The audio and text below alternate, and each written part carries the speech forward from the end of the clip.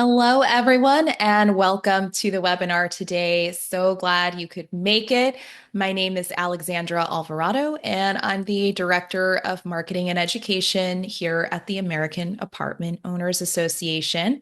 As you all are coming in, definitely say hello in the chat. Let us know where you're coming from. I would love to see if you're coming from California. I know in LA it's a rainy day today.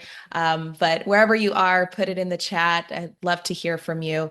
In the meantime, I'm going to start with just a few things. As usual, we are recording this entire webinar, so stay tuned. But if you do need to leave at any point, we will send you the recording tomorrow via email along with the slides. So today we have an interesting topic. Can you exchange your rental property for a better lifestyle? I know some of you are such hard workers, but maybe you don't need to be anymore. And so if you're on this call and you feel that way, Rick is going to go over some strategies that you could use to still be involved in real estate without being too involved to the point where it's taking over your life. Richard Gann, Rick, he is a speaker that's been with us many times before. He is our resident tax strategist expert, and he is a graduate of UCLA and California Western School of Law. So he has a legal background and has been a member of the state bar since 1997. But while finishing law school and studying for that exam, he befriended his neighbor, Jason McMurtry, who then set off this whole course of Rick getting into tax strategy. And now they've worked together for over 20 years. And he basically now is the managing partner of 1031 Capital Solutions, a fantastic tax strategist that works specifically with property owners that want to help basically defer their taxes or find a different way to invest in real estate. Rick's inspiration for helping property owners came from his grandfather, Paul Gann, who is author of California's Proposition 13. If you're in California, you definitely know that proposition, which lowered property taxes and sparked a nationwide movement of fiscal conservatism. So we have Rick on the call. Thank you, Rick, so much for coming again to talk to our members. I'm really looking forward to hearing this presentation. Well, thank you very much, Alexander. I really appreciate the opportunity again to join you and to present to members of AAOA. I really thank you for taking time. I know wherever you are and whatever you're doing, you probably have 100 more exciting things to do than attend a webinar on real estate and real estate taxation. So I appreciate every minute of your time. And by the way, if you or your family have been affected by the fires in Southern California, or now hopefully not flooding, our hearts go out to you. And again, thank you for taking the time. Again, my name is Rick Gann. I'm a managing partner with 1031 Capital Solutions. And my goal for this webinar is to help you answer the question on the screen, which is, can you exchange your rental property for a better lifestyle? And for most people on this call, I believe the short answer is yes. Hopefully you'll come to the same conclusion by the end of this call today. Before we go any further, I am required to read a few disclosures and disclaimers. This presentation is not a solicitation. Real estate and real estate securities may not be suitable for all investors. The risks of investing in real estate programs are no less than the risks of direct real estate ownership. Investing in securitized real estate programs typically involves higher fees than traditional investing. Investing in mineral rights, which I'll touch on, is highly sensitive to energy prices. And although the name of our company is 1031 Capital Solutions, we cannot give tax or legal advice. As Alexander mentioned, my grandfather, Paul Gann, was one of the two authors of Proposition 13 in 1978. This is an actual Jeopardy question from 2 years ago. And I only bring this up because when you grow up in the 1970s as the grandson of a tax crusader, you end up, whether you like it or not, knowing more about property taxation than anyone should have to know. And 28 years ago, when I graduated law school, it's no surprise that I ended up going into the field of property taxation. And And so everything that I've done in my career has had an overriding theme, which is helping property owners cope with all of the different ways that the government taxes our real estate. And what I do today is just a continuation of that theme. Just a quick note about us. The three branch offices in our network are in San Diego, where my partner Jason McMurtry is, in Sacramento, where Jamie Furlong heads up the NorCal team, and up here in Seattle, where I spend most of the year. In addition, we have folks in Oregon, Colorado, and Los Angeles. And I encourage everyone to visit our website, 1031capitalsolutions.com, where we have copious articles, blogs, videos, and educational content. I'm particularly proud of all the resources that we have on our website, so please take a look at them. In a nutshell, we are a financial services firm that exists for the purpose of helping individual property owners retire from being landlords. And on that note, in May of 2020, we published a book on this very topic, which is available in both print and electronic formats on Amazon. However, if you go to our homepage, you can easily find a link where you can order a free copy, and make it even easier if you today will offer up an opportunity to indicate that you'd like a book, and we can get it out to you. So lots of ways to get that book. Just don't order it from Amazon when you can get it for free. And I also want to make clear that we do intend to provide time for a little Q&A at the end. But if somehow we don't adequately address a subject or answer a question, you are welcome to reach out to me, schedule a call on our website.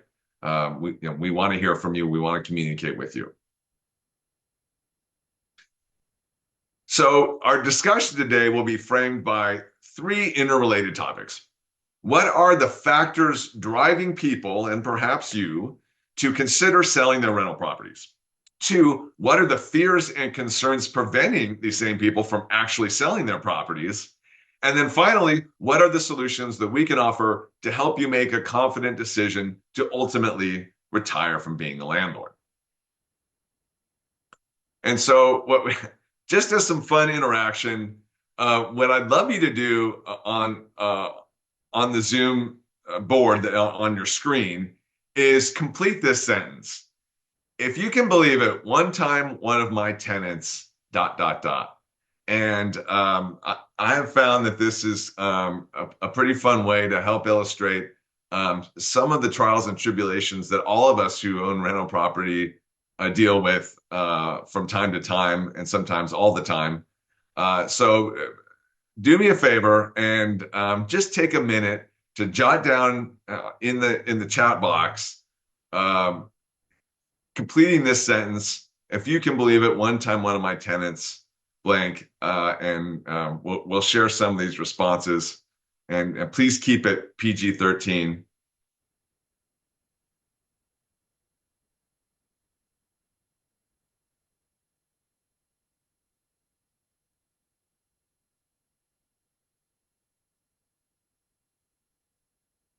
So I've got a few already here. One time paid on time and left the property in pristine condition. That's funny. One time one of my tenants ruined the wood floors by bleaching them. One time one of my tenants filled the basement of the rental with garbage. One time, one of my tenants was a graduate of Yale Law School and signed a lease for my furnished rental and never paid rent from the beginning. Here's a terrible one. Burnt my house down. I'm sorry to hear that. That's crazy. One time, one of my tenants asked for 4 cats in a studio unit. One time, one of my tenants left 70 plus used appliances on the property. On the property. That's Julie, I'd love to hear that story. That sounds like there's more to it than that. That's crazy. One time, one of my tenants left the tub faucet, let it drip until it filled the tub and spilled over to the downstairs neighbor and collapsed their ceiling. That's not the first time I've heard that one. That's crazy. And another filled the basement with water from a broken pipe. I bet some of you could tell multiple versions of these stories. So thank you for sharing. I do this in my live seminars as well, and it's amazing the collection of crazy stories that I've heard over the years from landlords like yourselves.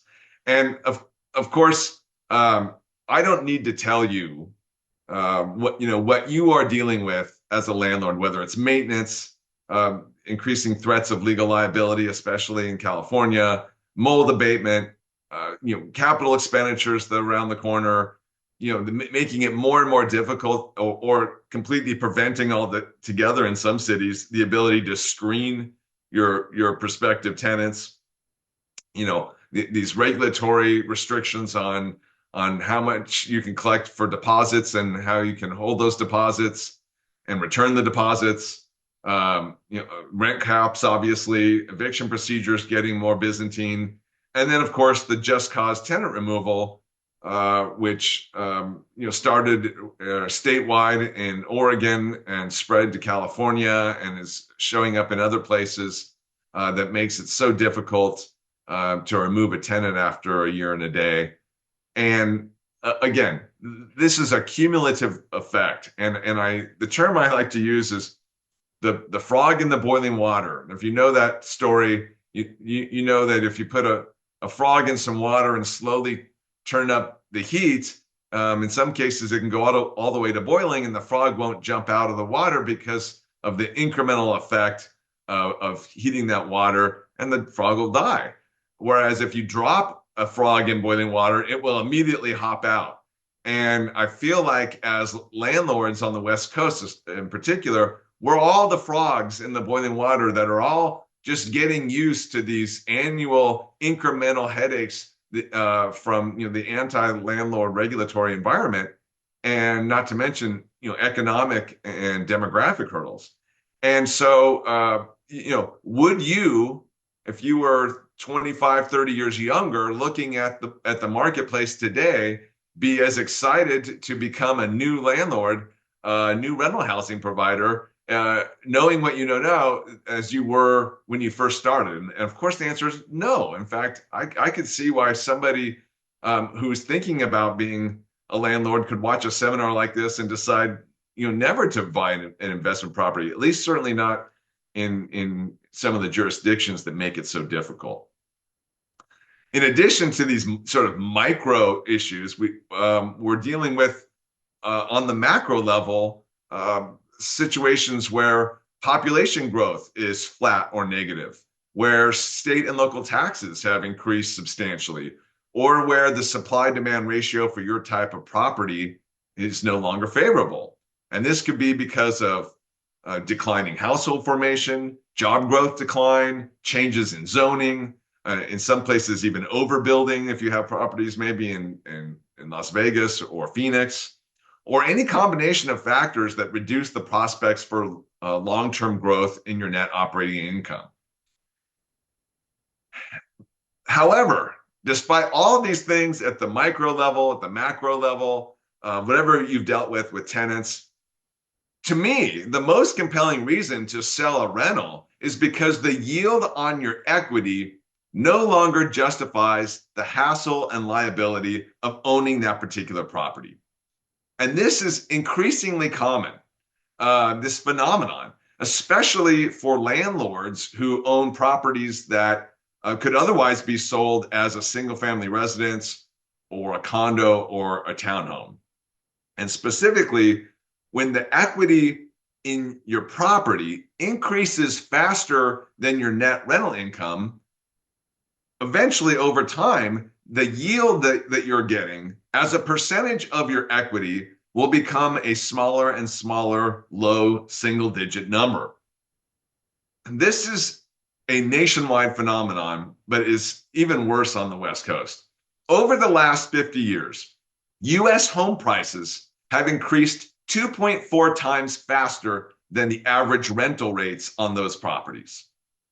Think about that. The home prices have increased 2.4 times faster than the average rental rates. And that ratio is undoubtedly higher on the West Coast in the last 20, 25 years, meaning that the value of your property is increasing more than twice as fast as your rental income is increasing. And then on top of that, if you bought a property with a loan, your personal equity that could have increased 6 or 7 times, even if your property value only doubled because your leverage on that property amplifies your appreciation by a large factor, depending on how leveraged your property is. And so what we see time and time again is if you take the actual net cash that you're putting in your pocket every year, accounting for vacancy and turnover costs and capital expenditures, that number divided by today's equity in your property, not what you paid for the property 25 years ago, that's irrelevant. Take that actual adjusted net operating income with all of your expenses subtracted from your revenues and divide that number by your equity. And I can't tell you how often we're doing this analysis for clients and they're getting less than a 2% yield. Again, a number that no longer justifies the hassle and liability of owning that particular property. Well, we actually have resources to help you do this math. And in fact, we have a proprietary software system that can quickly and easily assess the financial health of your rental property. We've used this literally hundreds of times. And it's a great way to take the first step in deciding whether to sell or keep a particular rental property. We designed this system to allow for a 15 or 20-minute phone interview or Zoom call. You answer a handful of questions off the top of your head without having to go dig through any books or spreadsheets. And then we get an output that looks just like this. And in this example, you can see that in this scenario, the owner is only getting an annual yield of 1.5% on their equity. And that's just a silly low number when you can take that equity, relocate it into a different property or properties, and triple the income that you're getting with that same equity. It's just algebra. And once you see the math, all of the emotional reasons for continuing to hold your property can really be overrun by just the power of the math. Okay, which leans into kind of the next subject, which is now that we've looked at all these multiple reasons why you could be considering selling your property. In spite of that, we still have clients who have all that information, they have all that emotion, and yet there's still something's holding them back from selling a property that they otherwise want to sell. And some of the common reasons include, believing that the property could still appreciate despite, massive changes in the forces that once drove up that property value, fearing that they won't be able to find a replacement property, which is, that's a reasonable concern. Not wanting or being able to obtain another loan, meaning if you've got a loan on your current property and you need to borrow again to replace that property, you may feel like it's just not worth the hassle to have to go through the process of getting another loan, which I understand and appreciate. And so we will talk about how we solve for that concern. Good old-fashioned procrastination, just the inertia, the fact that you really don't want to move forward with the process of selling, exchanging, and buying another property. Understandable. But again, understanding the numbers can help you overcome that procrastination. And then, of course, there's just the very legitimate fear of capital gains taxes. And that's a fear that we overcome with knowledge, the knowledge of how to mitigate capital gains taxes. And so let me take a second to address the tax bomb, because there really are serious consequences of selling a property without doing a 1031 exchange. In this example here, let's assume we bought a rental condo for $500,000 10 years ago, and it now has a market value net of sales costs of $650,000. In other words, the property appreciated by 30% over that 10-year time, or on a straight line basis, 3% per year. As you probably are aware, the maximum long-term capital gains tax rate imposed by the IRS is 23.8%, which includes the 20% base tax and the 3.8% NIIT tax. And if I stopped right there, the federal tax on this transaction would be $35,700. And most people, and I'm sure everyone on this call, intuitively understands this concept. You had some appreciation, there's some tax on that gain, and you have some sense of the ballpark number that you would pay on that $150,000 of tax, of gain. However, there's another side to the story. When you sell a property, in addition to the appreciation, you are also taxed on the depreciation. And you can see in our scenario, we were claiming depreciation deductions on our rental condo for the last 10 years. And for a residential property, the annual depreciation is based on the number I think most of you probably know, which is the 27.5 year lifespan of a residential property under IRS rules. So when you calculate your annual depreciation, you divide the improvements of your property by 27.5, which is the same as multiplying that value by 3.64% per year. In other words, your standard depreciation for a residential real estate rental property is 3.64% per year. But remember, for every dollar of depreciation you deduct from your income today, you are also reducing the cost basis of your property by that same dollar. And again, in this example, the cumulative depreciation deductions reduce the cost basis over time by $182,000.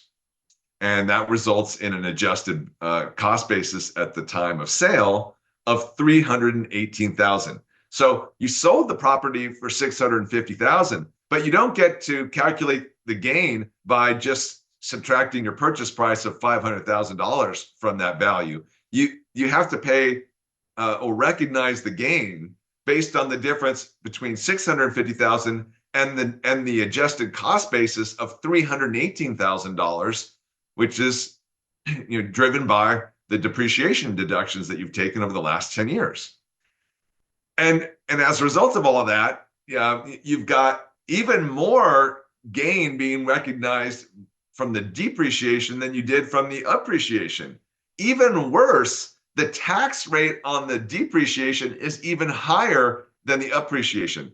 It's called depreciation recapture tax. It is a subcategory of capital gains tax. And the IRS taxes you not only the 23.8% on your actual gain, but 28.8% on the depreciation recapture. And then you throw in state tax for those of you who are particularly in California and Oregon, and you have a $100,000 tax on what was only $150,000 of realized gain on this property. And that should dissuade anybody from considering selling a property and not doing a 1031 exchange, because you're lighting $100,000 on fire when you pay that tax, right? That money is gone, and anything else that you were going to invest in, you're now starting $100,000 in the hole to try to make up that money. And regardless of what your stockbroker may tell you, there's no investment anywhere in the neighborhood of the risk reward category of real estate that can make up paying $100,000 to the state and federal governments. So it's easy to see why people would be reluctant to sell a rental property if there was no alternative to paying these taxes. And of course, you all know that there is an alternative to paying these taxes, and that involves doing a 1031 exchange. However, the point of today's seminar is to look beyond the simple scenario of selling a rental property, exchanging it, and then ending up with just another rental property across town and putting you back in the same situation you're in now. And I hear up and down the West Coast, where someone will have a property in a jurisdiction that they feel is picking on them, whether it's typically the city, and so they'll sell that property and then maybe go buy a property in a neighboring county or a different city, and at some point you run out of places that are safe havens, if at all, in terms of landlord friendliness and demographics and taxes when you're in the state of California or Oregon or Washington or other states where you might be on this call. In other words, with rare exceptions, it is really difficult to improve your lifestyle by selling the rental property you have and buying another rental property down the street, across town, or in another county. What we're talking about today is doing a 1031 exchange and then redirecting those proceeds into what we call a passive replacement program. And it's the passive replacement program that has the ultimate effect of actually improving your lifestyle. So before we get to the passive replacement programs, let's just do a quick refresher on 1031 exchanges. And the reason I do this is because I'd like to point out that even though hours and hours of classes are offered, especially to real estate agents and brokers, but also to investors about 1031 exchanges, sometimes I feel like there's just a lot of discussion to find things to talk about that are sort of along the fringes of the normal scenario, the normal transaction. And the truth is, everything that you as an owner need to know about a 1031 exchange is right here on this quiz. So let me walk through, and I'm just doing this as a mental exercise, but in a complete 1031 exchange, you can defer all the what type of taxes you would otherwise have to pay. And of course, the answer is capital gains taxes. We're talking about deferring potentially all of the capital gains taxes you would otherwise pay when you sell that property. And when I say defer, not only are you deferring those taxes today, but if you follow this strategy for the rest of your life, then you're ultimately deferring those taxes completely. And then what was a deferral becomes an avoidance. Because if you follow what we call the swap till you drop strategy, and you keep exchanging for the rest of your life, then no one will ever have to pay those capital gains taxes because of the step up in cost basis that you receive when you pass away. And as you've heard me probably say before, as a sort of a dad joke, but don't let anyone tell you that the step up in basis is a loophole. Any tax benefit that requires you to die is not a loophole.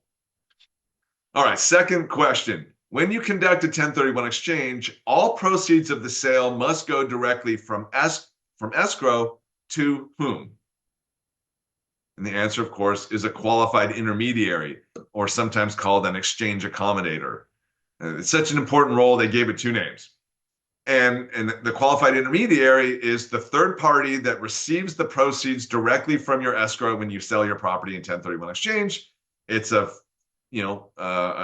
service with a small fee, and you're basically paying $1,200 to a big financial institution to hold your funds in between the time that you sell your rental property and purchase your replacement property or replacement program.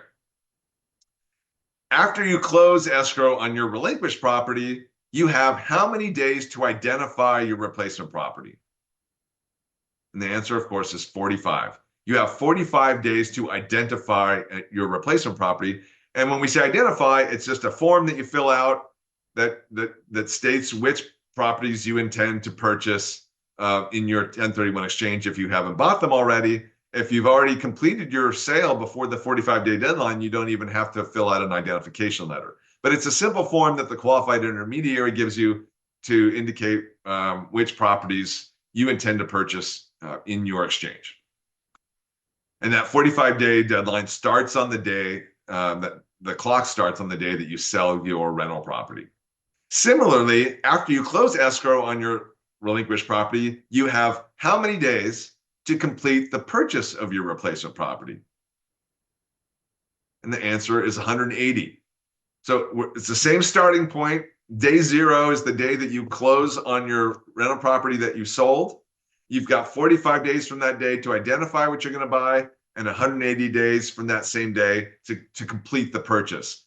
At our firm, we're never dealing with the 180-day deadline because we are generally closing our transactions within the first couple weeks after you close, certainly not anywhere near 180 days. To successfully defer all taxes in a 1031 exchange, you must replace the entire value of your rental property. This means replacing blank of your equity and blank of your debt. And this is kind of a trick question. The answer is all and all. You have to replace all of your equity and all of your debt. In other words, if you sold the property and you netted after commissions and expenses, $500,000 selling a rental condo, you have to buy $500,000 worth of real estate to replace that condo, regardless of how much debt you had. So if you had a $250,000 loan on that property, you still have to buy $500,000 worth of real estate. And so if only $250,000 is coming out of escrow, how are you going to come up with the other $250,000? Well, there's two ways. You can either add that cash from your savings account, or you can get another loan. And of course, practically speaking, for 99% of people, you got to get another loan. You didn't have the extra money sitting around in savings. That's why you had a loan on your property in the first place. So when we say you have to replace your equity and you replace your debt, that doesn't mean you have to have a loan, but one way or the other, with a loan or other cash, you have to replace the debt so that your total purchase of the new property, of the replacement property, is at least as much as the property that you sold. And one of the things we're going to talk about is how you can replace that debt without getting a loan. And then finally, since 2018, 1031 exchanges are available only for what kind of investments? And of course, the answer is real estate. Before 2018, you could exchange a herd of cattle for another herd of cattle, or a commercial airplane for another commercial airplane. All of that got wiped out. Today, only real estate is available for a 1031 exchange. But keep in mind that all real estate is like kind for all other real estate in a 1031 exchange. You sell a rental house, you can buy a fast food restaurant. If you sold a retail property, you can buy an apartment building. All real estate is interchangeable with all real estate for purposes of 1031 exchanges, as long as the real estate itself is held for a business or investment use. All right, that's the 1031 exchange quiz. Everything you need to know is on this screen. All right, despite everything we talk about. If you're not doing anything weird or complicated, or a construction exchange or a reverse exchange or any of these wacky things, this is, these 7 or 8 bullet points are all you need to move forward to complete an exchange. All right, so now that we have reminded ourselves of the basics of an exchange, let's describe what we mean by a passive replacement program. And when we say passive, what I'm talking about is a property or properties that are sponsored or managed by big real estate operators, institutional firms that often have billions of dollars, hundreds of thousands of real estate under management. These investments, because they're passive, are not only real estate, but they are also securities under federal and state law. And so you've got this overlap of real estate law, tax law, and securities law, all interplaying with these passive replacement programs.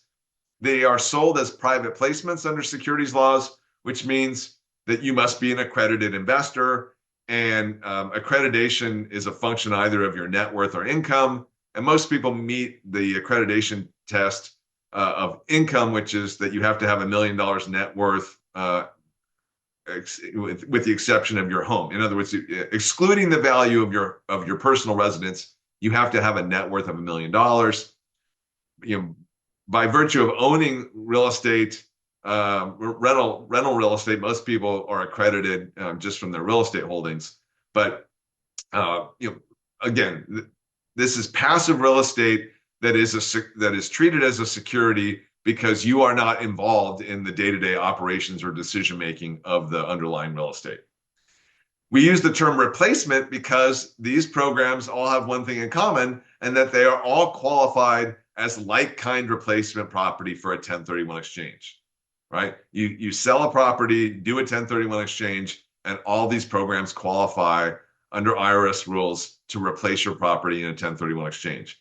And we use the term program because even though you are investing in real estate and this is a real estate transaction, it is also an investment program in that these are pooled assets, and essentially you are acquiring a fractional interest in one or more properties in this program. And so you do not have a direct ownership in the underlying property. In most of the examples that we'll talk about, there is one owner of that property, and you're a fractional owner of a trust that owns that property. For IRS purposes, you're a fractional owner, but it is indirect insofar as that your name's not on the deed at the county recorder's office for that property. Passive replacement program. Did we mention passive? So I can't emphasize enough how passive these types of programs are. You are not involved in searching, negotiating, or closing on the real estate. There's no tenant seeking, screening, leasing, deposits, rent collections. You're not involved in any maintenance, expenses, bills. There's no property tax or insurance payments that you're responsible for. You have no legal liability. You're not worried about evictions. It is as passive gets. Once you complete the initial investment, going forward, other than receiving a quarterly update and getting your year-end tax statements, that is the extent of your involvement in that property. Receiving a monthly payment and receiving quarterly statements is the full extent of your involvement in that investment. Truly passive. As probably the second best benefit, if not arguably, maybe for some people, the number one benefit of passive replacement programs is the opportunity for built-in non-recourse financing.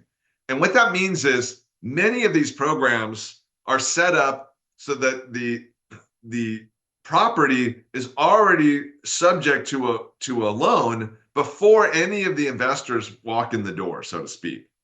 And so as a result of that, you can receive an allocation for 1031 exchange purposes of your pro rata share of the loan that was already in place on that property without having to go through a loan qualification, without any application. You're not a party to the loan agreement. In fact, the bank doesn't know who you are because the loan is already in place. There's no personal recourse liability. You're not responsible for any payments. You didn't have to get in front of a notary. There's no public record of that debt, as far as you're concerned, and your old debt on the property you sold, if applicable, is no longer on your credit report because you paid off that loan when you sold your property. But this new debt isn't tied to you in any way. So now that debt is off your credit report. And so the upshot of all this is that when you invest in a passive replacement program that has built-in financing, you are effectively, for IRS purposes, are being allocated your pro rata share of that loan and replacing the debt that we talked about a couple slides back for 1031 purposes, again, without having to lift a finger or fill out a form with regard to that loan. And when I tell somebody who's been hemming and hawing about doing a 1031 exchange and who has voiced their concern that they don't want to sell their rental property because they really just don't want to have to hassle with getting a new loan, or maybe they're concerned about even qualifying for a new loan, and then they find out that they can replace the debt from their relinquished rental property without having to do anything. It is an amazing benefit. I've had people tell me, "Oh, that can't be true." Like I'm making up some benefit. Yeah, I promise you, it's true. We do it every day. And it's an amazing benefit of these programs that you can step into a loan that was already in place without having to fill out an application. So the first example of these passive replacements, I'm going to walk you through three examples, is the DST. And if you've been on any of my seminars or some of the other seminars that sometimes pop up at AAOA or elsewhere, you may already be familiar with the DST, or Delaware Statutory Trust. And so I could spend hours on just this one slide. But in a few minutes, let me give you an overview of the first and most popular category of passive replacement programs.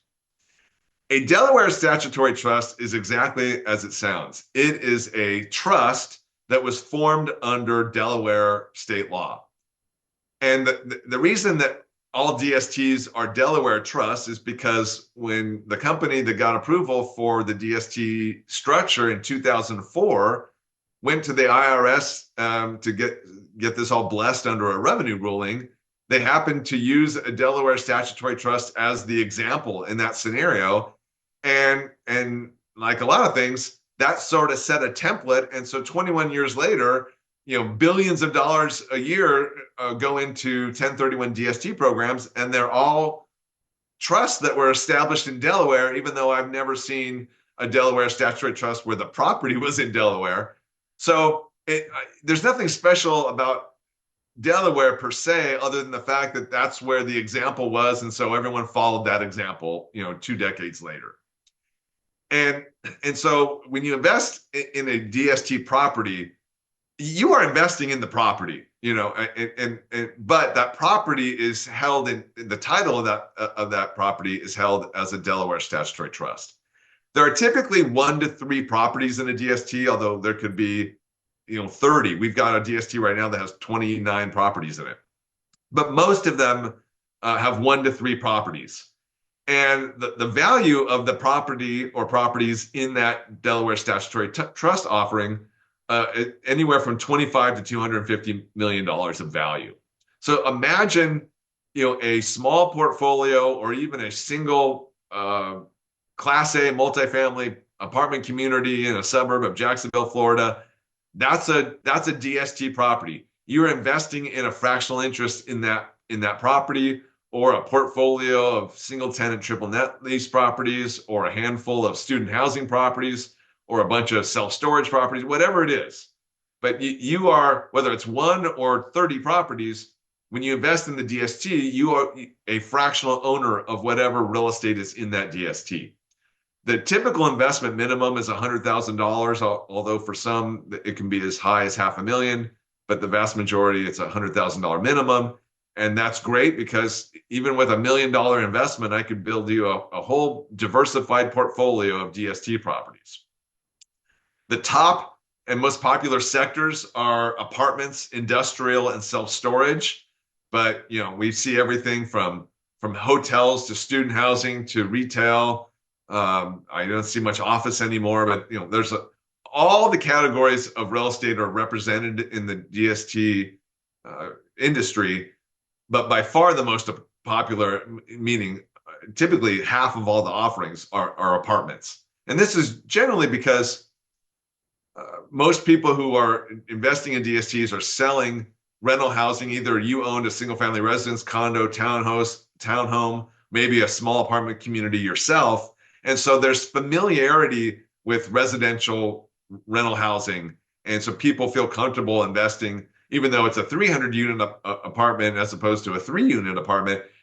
People understand they get the economics. They understand how apartments, the business of owning and operating an apartment building.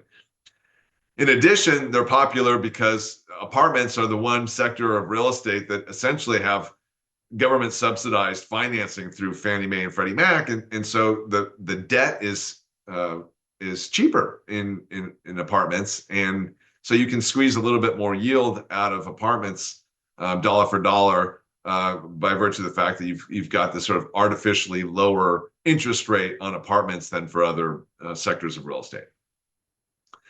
The top regions for DST properties are the Southwest, the Southeast, and Texas. And no surprise there, These are the places that where people are moving to rather than moving from.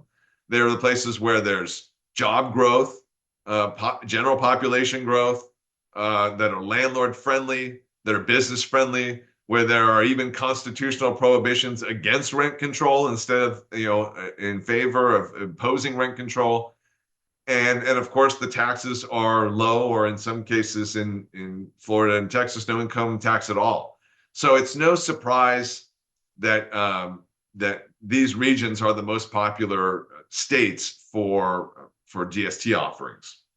The typical hold period for investing in a DST property is 5 to 10 years. The average historically has been 6 to 7 years. And during that time, there's no liquidity. So going back to the passive nature of a DST, you do a 1031 exchange, you put $500,000 in a DST, and that money is parked, and you're waiting until that property is sold 6, 7, 8 years later for the opportunity to then either do another 1031 exchange or to cash out and pay the taxes.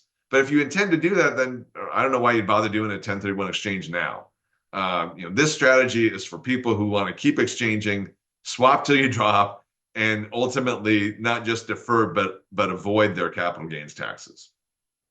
Some of the programs have no debt on them by design, but the ones that do, with the debt benefit that I described a moment ago, those programs typically have about a 30 to 55% leverage ratio on it, meaning the ratio of the debt to the total value of the property. And so they're not highly levered. Most of the programs are less than 50% leverage. But currently that level of debt is high enough to capture, for the vast majority of 1031 exchangers, be able to capture the debt that they need to replace.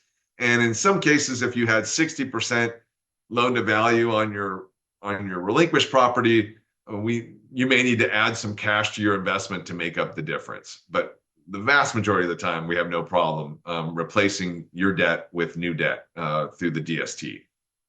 The typical yield on the equity of these programs is right around 4.5% is about the average today. It can range from 4 to 6, but I think right now most of the programs that we offer, which is 80% of the DST marketplace, most of those programs are around a 4.5% yield on your equity in the first year. And this is important because that number doesn't sound very exciting. I recognize that, but you got to compare apples to apples. We're talking about yield on equity. And when we've got clients that have a 1.5% yield on their equity on the property they currently own, and they sell that property and they go into a DST that has a 4.5% yield on their equity, that's a tripling of their income. And so we are routinely, doubling at least our clients' income, not by doing anything heroic or putting them into a program that has a particularly high yield. It's just the fact that our clients have such a low yield on the property that they're selling.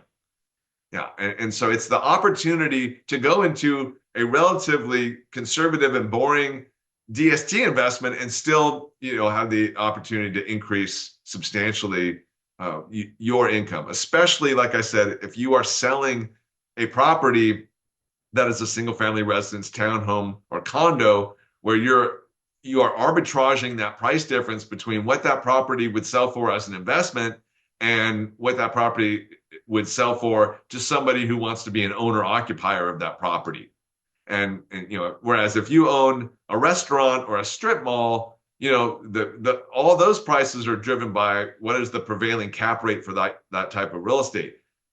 Single-family residences, townhomes, and condos, however, have a totally different pricing if you're selling to someone who is buying that property to live in. And take advantage of the fact that buyer is willing to pay more for your property than someone who would buy your rental as a rental. And finally, most of these programs pay a monthly distribution deposited directly into your checking account, and a few do quarterly, but most of them are monthly. And so that is easy, reliable income that you're not thinking about that is projected each year. They'll provide an estimate of what they think those payments are going to be each year. They typically will reset that annually, and so you know what amount is going to come into your bank account each month. And you know, every once in a while there's an issue with a DST property. You know, nothing's guaranteed, and you can have a situation where expenses go up dramatically. One example would be recently the cost of insurance in Florida, for example, has been so high and gone up so dramatically that we've seen some DST programs that they had to reduce their distributions because the cost of the insurance doubled year over year. But outside of those types of situations, for the most part, the industry has an amazing track record of projecting and then living up to their projections when it comes to what your annual yield will be over time. The second passive replacement program is a pre-REIT property. And very quickly, a pre-REIT property is simply a property that is in a REIT, a real estate investment trust, that is packaged up for a 1031 exchange, where you do a 1031 exchange to invest as a fractional owner in that property with maybe hundreds of other people, just like a typical DST. But the exit strategy is different. And so that property is being packaged up for a 1031 exchange for the sole purpose of being reabsorbed back into that real estate investment trust and then converting everyone's ownership interest in that property into ownership interest in the REIT. You cannot directly invest in a REIT in a 1031 exchange. But in this, in this two-step process between selling your property and getting into the REIT, you exchange first into a pre-REIT property where that property becomes part of the REIT again, and under what's called a 721 exchange, Internal Revenue Code Section 721, you just like in a 1031 exchange, you can exchange your interests in the property for interest in the REIT without any tax consequence. And then when the dust settles, what you own is ownership interest in the operating partnership of that real estate investment trust. And if you hold that REIT for the rest of your life and then pass away, you'll never pay the capital gains taxes. The difference being that you never have to do a 1031 exchange again.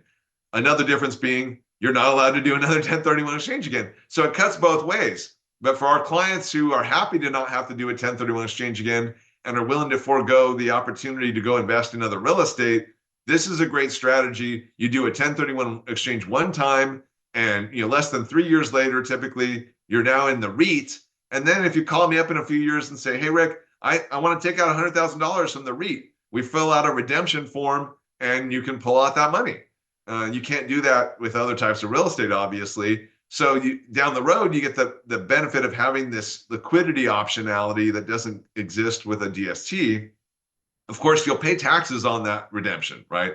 But clients like the fact that they never have to do a 1031 exchange again, that their investment is now a multi-billion-dollar portfolio of hundreds or thousands of properties. They have very stable distributions, and they've got a little bit of enhanced liquidity that that they could pull out funds along the way if they wanted to. But if they hold it till they pass away, again, you get the step up in basis, and your kids could sell their their REIT shares or redeem their REIT shares the month after you pass away and easily get their hands on those funds, and then in all likelihood go blow your inheritance quickly. Just kidding. I'm sure they're responsible and will invest that wisely. But the point is, it's an estate tax friendly, 1031 friendly, financially and liquidity friendly alternative to doing successive 1031 transactions over time, with the drawback being that you no longer have the opportunity to reinvest in a 1031 exchange into other types of real estate. And then lastly, very quickly, the third passive replacement program that we have available for clients are mineral rights.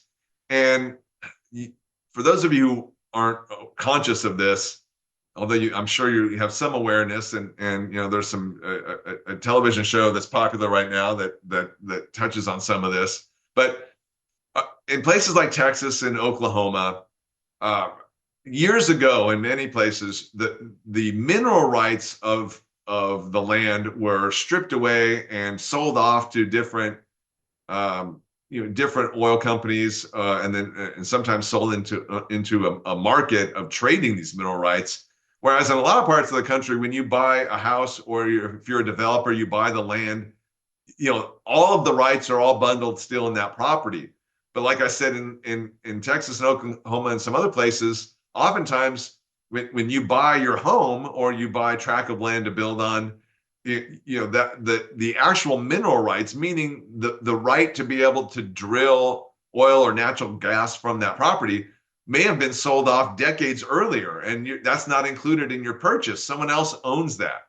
Well, there's an entire industry, an entire marketplace dedicated to trading mineral rights, and so there are a handful of companies that go out and build portfolios of mineral rights across hundreds of parcels that have active oil and gas drilling programs on them, and that are also slated to have oil and gas drilling done in the coming years. And so you can do a 1031 exchange into basically a basket of mineral rights that will allow you to receive the royalty revenue from that basket of mineral rights across all those parcels. And in this case, you actually do have a recorded deed for some very small fractional interest in that mineral right for that particular property across 100 and 200 properties. And that's a 1031 exchange qualified investment because it has been deemed to be real estate decades ago. And this is not for everyone. It's not, of course, it's not suitable for everyone. The risks associated with this type of investment are completely different than traditional real estate. But mineral rights do provide a unique opportunity to diversify away from the traditional risks of real estate ownership and get some exposure to the oil and gas industry, with the obvious caveat, again, that an investment in mineral rights is incredibly sensitive to worldwide prices of oil and gas. But again, this is another one of those topics where we can spend hours talking about it. We've got a couple minutes on a slide, but I wanted to make sure you are aware that when we talk about passive replacement programs, there are so many options for you as a current owner operator of a rental property to do a 1031 exchange and invest in multiple programs where you are a completely passive investor and yet get to benefit from the diversification, the institutional management, the pass-through depreciation, and the ease of investment across these different options. Again, general real estate risks still apply. There's nothing magic about a passive replacement program that makes the underlying real estate, somehow less risky. There are no guarantees. The hold periods are 5 to 10 years typically, and illiquid during that time.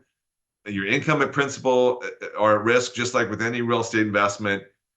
The program fees and expenses, of course, are higher than conventional real estate. You are paying for all these benefits, but those benefits have tremendous value. Again, I mentioned that you have to be an accredited investor, and you always have to comply with the strict forms and deadlines associated with doing a 1031 exchange. So with that, I know we went a little bit longer than I intended to, Alexandra. I apologize. I thought we'd have maybe 10 minutes left in the hour, but I am happy to hang on and answer questions. Yes. Well, thank you for going through it. It was a lot of information, Shirley. Thank you for sticking around, everyone. We did get a few questions, but before I do that, I did want to launch a poll question here for a consultation. So Rick is generous in offering his time to all of you here on the call today. If you do want an email, I think I might have had a couple typos in there. Sorry, I was typing that in kind of last minute, but if you want to be emailed, please indicate that. If you want to be called, you can put that in the chat, put your phone number in the chat. There is a way to do it. So if you don't want everyone to see your phone number, you can mark in the chat that you only want to send the message to where it says to hosts and panelists. So only I and Rick will see it. And that will help us to connect with you a little better if you do want a call. So please put that in there. If it's email, we already have your email because that's how you registered. So you don't need to worry about that. I'm going to leave this up for just a little bit longer. We will prioritize these consultations with 1031 Capital Solutions. So they'll be getting back to you soon, depending on what you select. And then while I leave that up, I will go ahead and look at some of the questions that came in. Stan asks, if the owner of a DST position dies, do the heirs get a step up in basis? Yes, absolutely. The same step up in capital basis rules apply to all of the investment programs that I referenced today. Right. And Tom asked, do you get any depreciation percentage to the money invested? Again, yes. So when you invest in a DST in a 1031 exchange context, you're carrying over the depreciable cost basis of the property you sold. And so that depreciation schedule essentially just continues after your exchange. However, to the extent that you acquired more real estate in your exchange than you sold, meaning that the DST had higher leverage or higher loan to value ratio, and so mathematically you're actually buying more real estate in your exchange, that incremental increase in real estate is newly depreciable and will actually increase your depreciation deduction above and beyond whatever depreciation schedule you had going into the exchange. Amazing. So you could do a little more than you currently have in your portfolio and get that Right. benefit still. That's great. Stan also asking on the sale of the underlying asset, will the funds automatically be reinvested into another 1031 of the same type, like another DST? No, that's a great question. When that property is sold in a conventional DST, you are a fractional owner in that property, and you have the same experience as any 1031 exchange of a property that you owned completely. In that, at the moment that that property is sold, you can either take the money and pay the taxes, do a 1031 exchange into another DST, or if you wanted to, you could do a 1031 exchange back into traditional real estate. Hardly anyone does that. That's the reason they went into a DST in the first place, because they're sort of wanting to retire from being an owner operator. But no, you are in full control of what you're going to do with those proceeds. And of course, the sponsor of that Delaware Statutory Trust would love for you to reinvest with them. And so most of these sponsors will have another DST waiting for you. And if they've delivered on their promise and you've had a good experience, then they probably earned your consideration to reinvest with them again. But you have full control, and I'm here to help you make that decision 5, 6, 7, 8 years later on your next round of a 1031 exchange. Nice. Yeah. So nothing really happens automatically once it's done. So that's a good thing, I think. Unless you're Um, doing the pre-REIT program, that is automatic. Okay. Yeah. Good point there. Virginia asking, do any of these 1031 exchanges fail? So you lose all of your money? I am pleased to report I have never been associated with any investment program that has come anywhere close to people, losing all their money. But the reason for that is I mentioned quickly earlier that we offer about the top 80% market share DST sponsors. And so I, I I do not offer every DST that is out there in the universe at any given time. I've got about 30 programs on my platform, and the programs that aren't on that program on that platform have been precluded because this usually because the sponsor either has no track record or has a bad track record, or we just don't like the underlying real estate, or there's some red flag about that deal. And so because of the fact that we are highly selective, that I do a tremendous amount of due diligence, we go to great lengths to mitigate the risk that you could invest in a program where you would have a complete loss of funds. It is possible, by the way, and I am aware that there are DST programs out there that have that have tanked. And but again, there's stuff out there. Two guys and a dog can create a DST program and sell it, on crowdfunding on the internet, and so there's all kinds of junk out there. But if you go through a syndicated program that's subject to multiple layers of third-party due diligence and invest with a firm like ours, you're taking a lot of steps towards trying to prevent any likelihood that you could have a significant failure with your investments.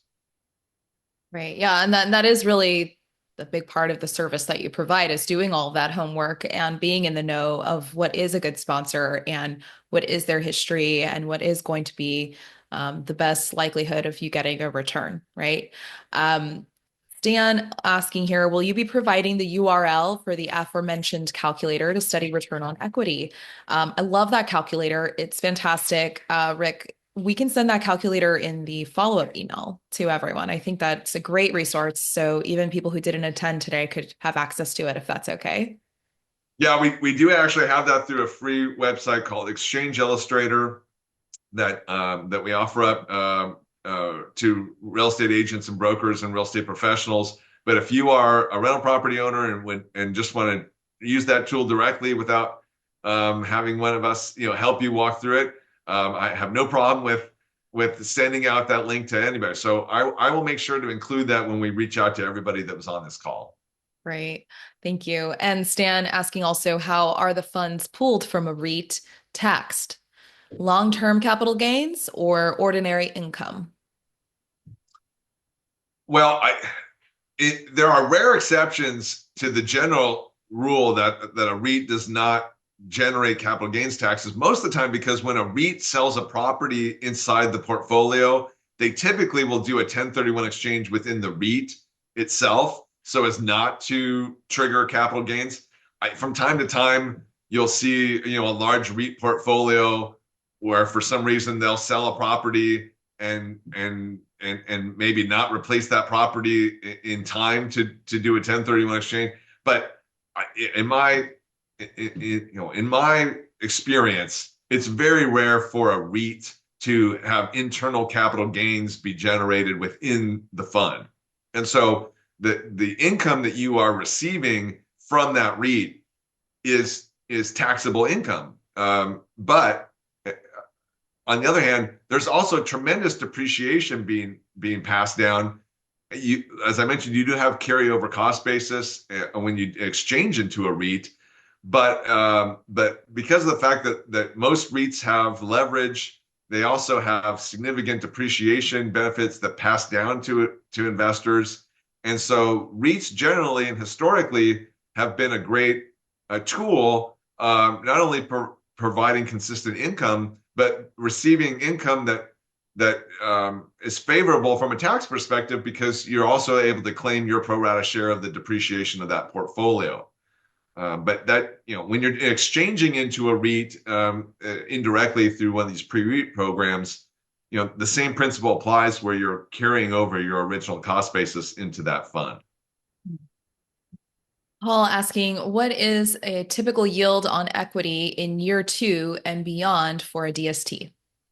Great question. That is going to depend a lot on the type of real estate that you're investing in. So if you go into multifamily or self-storage or hospitality, any of the asset classes where where the average lease period of the units is measured in months or weeks or even hours in a hotel, then you can have the potential to have, again, the potential to see a pretty steady increase over time in that net operating income, because the whole idea of a lot of these properties is to position themselves to be able to increase the rents over time, and those increased rents translate into higher distributions over time.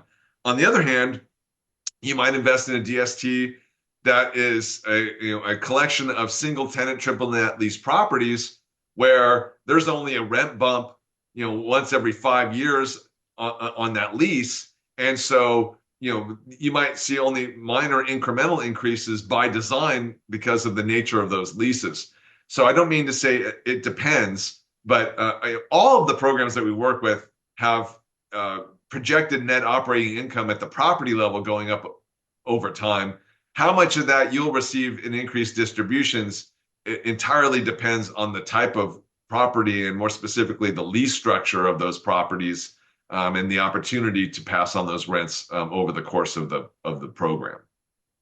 Yeah, and I think something that you can help with that is really breaking it down for us so they already know, right, before they get into it, what they're gonna get potentially from the deal, right? That's right. Yeah, Yeah. I would love to tell you that my job involves handing someone a menu and then saying, "Hey, let me know what you want to buy, and then I'll do the paperwork for you." It's that's not.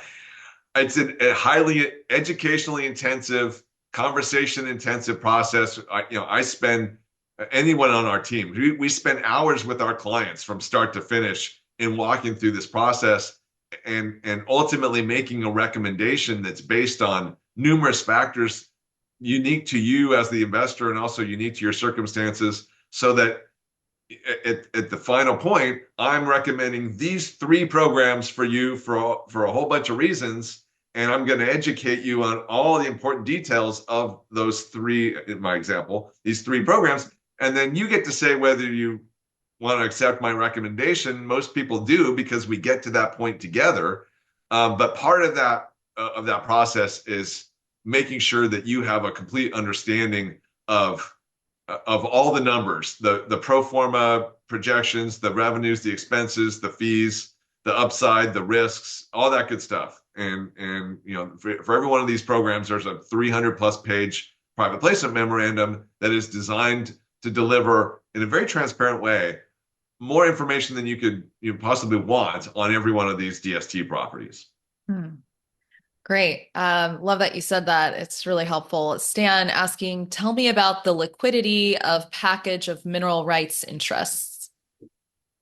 Yeah, that's a little different insofar as there is a secondary market for mineral rights interests, unlike there's no secondary market for fractional interest in a DST. Mhm. And so the sponsors that we work with will state up front that it's their intent to, basically they have an offering on day one for a particular 1031 qualified group of mineral rights. And that offering is the same for everybody who invests. And let's say it's $100 million offering. So they're going to raise $100 million of 1031 capital into this basket. And everyone is getting the mineral rights from the same 125 properties in a handful of states. And then what the sponsor intends to do is 5 years later uh, orchestrate a sale that you can opt into or out of. But it's basically to orchestrate a sale of all of those mineral rights back into the market to another buyer, and so that you are not left alone to figure out how to liquidate your tiny fractional interest across 125 properties. That part of the whole program is to provide that end game.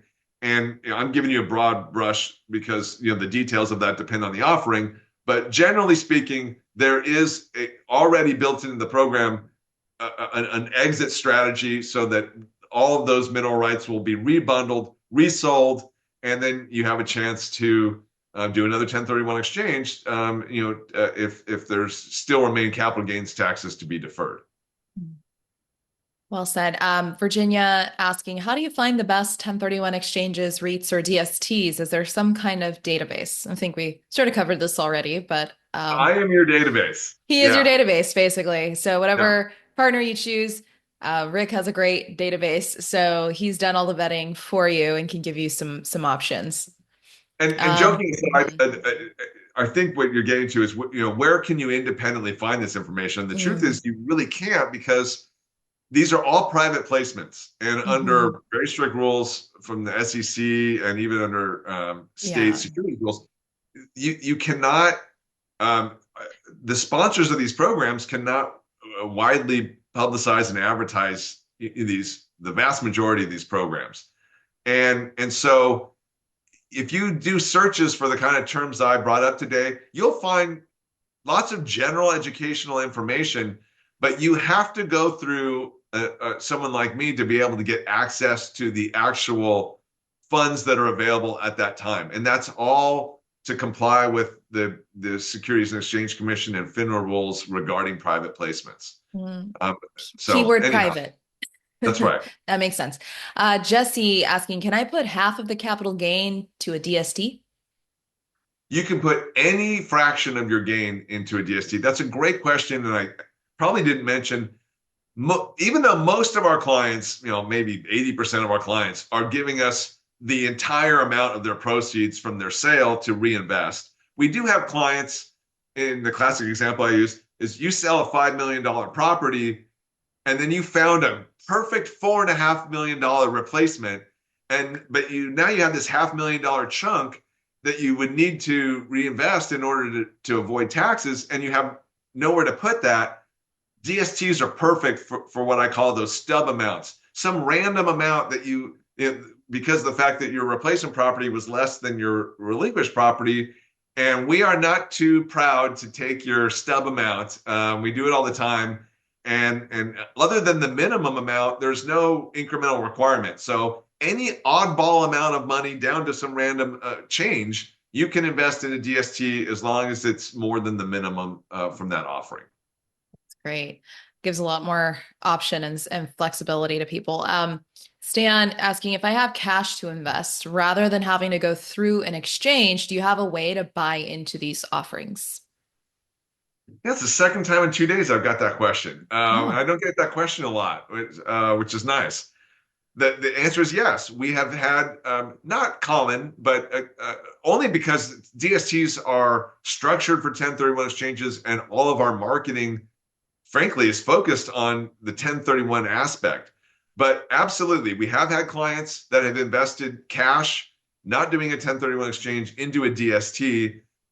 And one of the benefits of investing in a DST with cash, even though there are so many real estate options, is is the fact that when the property is sold, you can exchange into another property. Whereas if you invest in an LLC or a limited partnership program or any other structure other than a DST, when that program liquidates, you have to pay the taxes because there's no way Mm. to exchange that interest into something because it doesn't qualify for a 1031 exchange. So, in addition to all the other things I've talked about with the DST, just the mere fact that you can exit that DST investment and exchange and not get hit with capital gains tax is worth consideration for investing as an initial cash investor. Yep. Love that. Definitely some ideas there where you could still hold on to your properties, but if you don't want to grow anymore, I feel like at some point you don't want to buy more properties, then instead you can just invest into a DST. You don't exchange what you have necessarily, but you can add to what you have with an SDST. I like that. Jeb asking, so the only expenses passed on to me right off on my 1065 would be the depreciation, correct?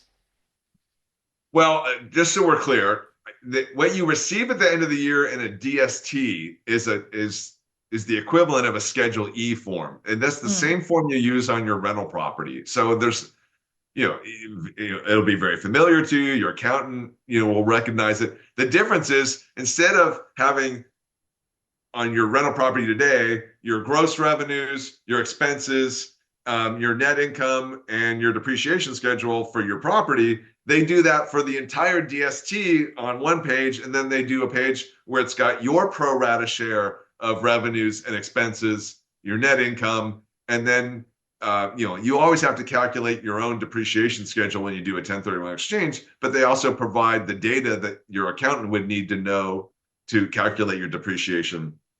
And so, yeah, that's all netted out for you as part of the price. You're not having to calculate the expenses being passed through. All that information is provided to you, so that you're basically the last thing you're calculating is how much depreciation can you apply to the already calculated net income to reduce the tax consequences of those distributions.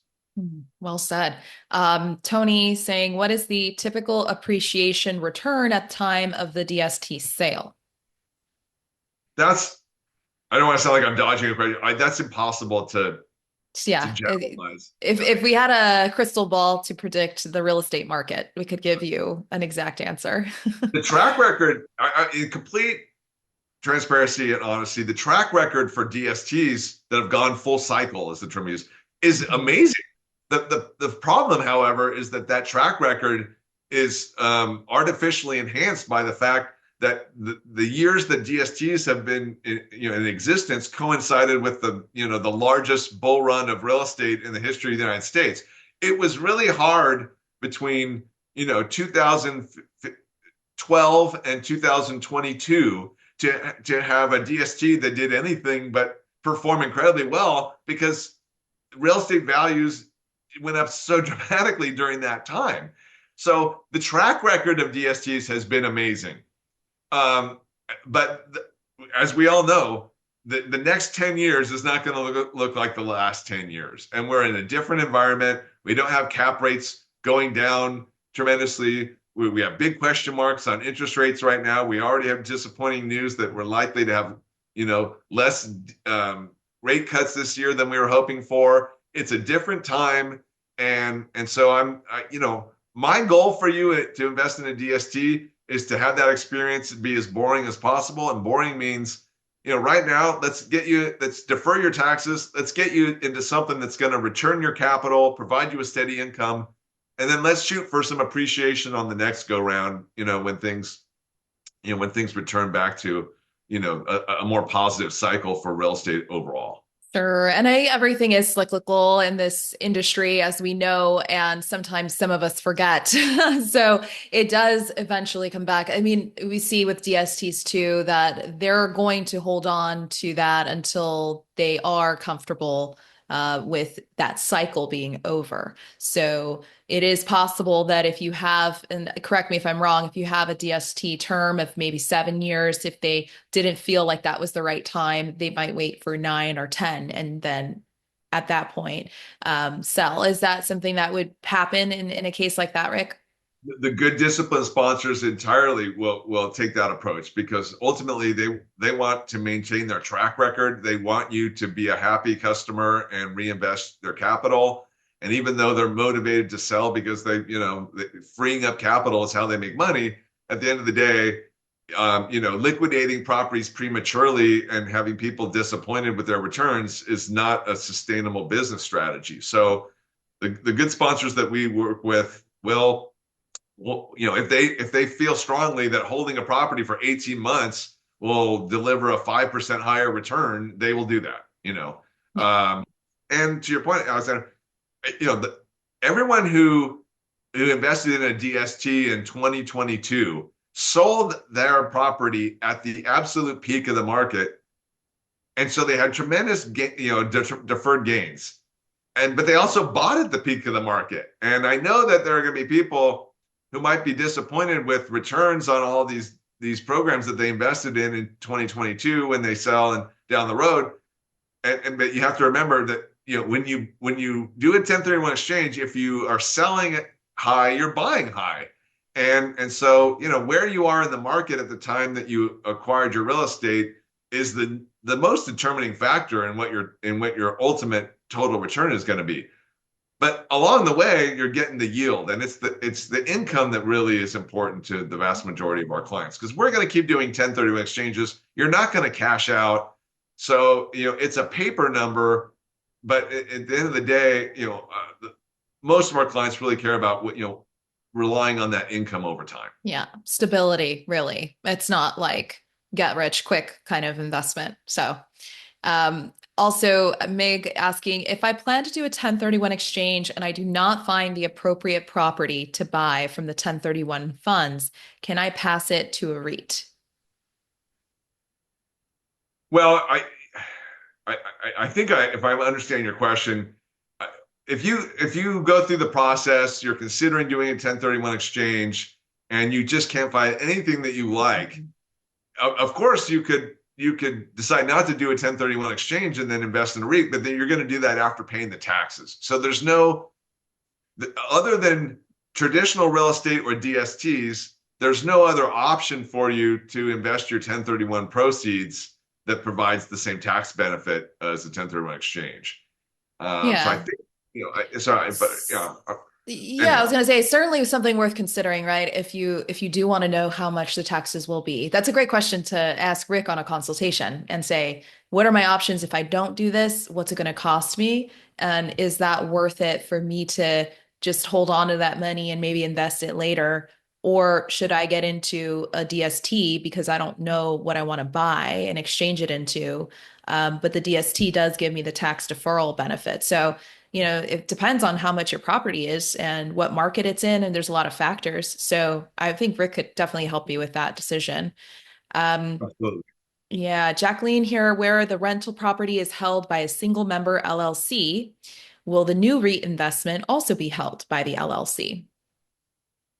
Yeah, just to be clear, we're talking, yeah, the DST. So if you invest in a DST in a 1031 exchange, as a general rule, we want to see that the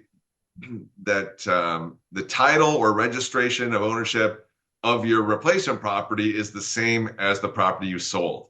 I, you don't want to change ownership midstream when you do an exchange. Having said that, a single member LLC sometimes can be an exception to that rule because if you are using the same, if you're using your own social security number for your single member LLC taxes, and essentially it's the same taxpayer, and the name of the LLC is really just a superficial formality. And at the end of the day, you and your LLC are the same entity for tax purposes. Most CPAs would say, yeah, you could actually do that exchange and just put the replacement property in your name and then not worry about your single member LLC.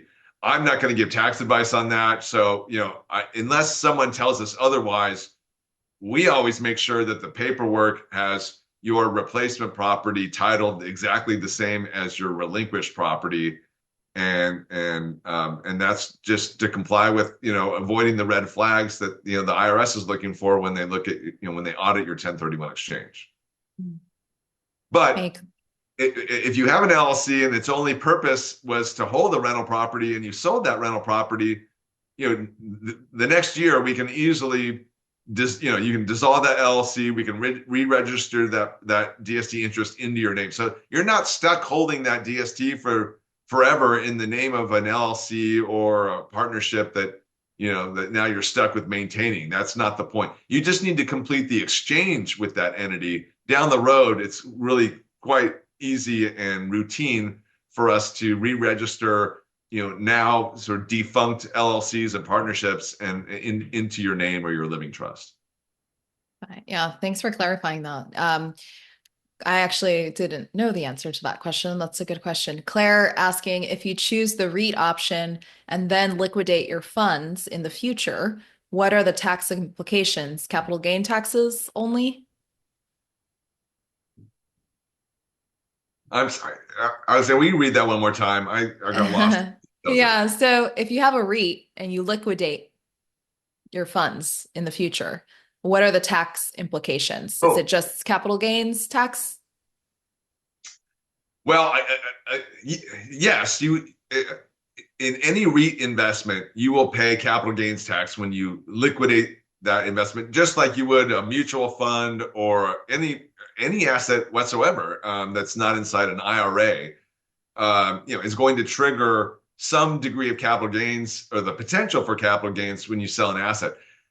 If you invest in a REIT with cash, then you put in $100,000 in a REIT and sell it 5 years later, you are going to pay capital gains tax, and you will have some depreciation recapture on that because you've been getting depreciation benefit from that REIT, just like you get depreciation benefit from owning a rental property. Whereas, but there's still going to be sort of a cap on that capital gains tax based on the fact that you invested cash and it was a relatively short amount of time, as opposed to if this is in the context of a 1031 exchange and you owned a property for 20 years, then went into a pre-REIT DST, and then you're in a REIT, and then you sell it, then you could count on pretty much that entire redemption being taxable because now, in all likelihood, you're looking at that being treated as entirely gain or very close to entirely gain. So the extent to which you're going to be taxed on that redemption or sale is really a function of time and how much depreciation that you've claimed over time. Great. Yeah. And again, Rick can help you with those calculations, of course. Thank you so much, Rick. That was so much information. You went through a ton of questions. Thanks for staying a little late. And For those of you that are still on the call, please take the exit survey as you leave. We would love to hear your thoughts on this webinar. And also, we have a couple questions to better get to know you. Please answer them if you have a moment. And Rick, that was fantastic as always. And I'm really glad that we recorded this. And we're going to email this to everyone tomorrow because it's so much information. And I feel like people did have to go a little bit early. And, hopefully they'll get to rewatch this because lots of good stuff in the Q&A. Absolutely. Well, thanks again for having me. I look forward to joining you again. I think in a few months, we're on the Hmm. calendar, and we always strive to have good topics and not repeat ourselves too much. There's always a little bit of redundancy, but we really appreciate the opportunity. And again, for anyone on this call, if you have any questions that didn't get answered, please reach out. I want to make sure nobody walks away from a call like this feeling like they have unanswered questions. So thank you very much. Yeah, thank you so much. Everyone, have a wonderful day. Take care. Bye.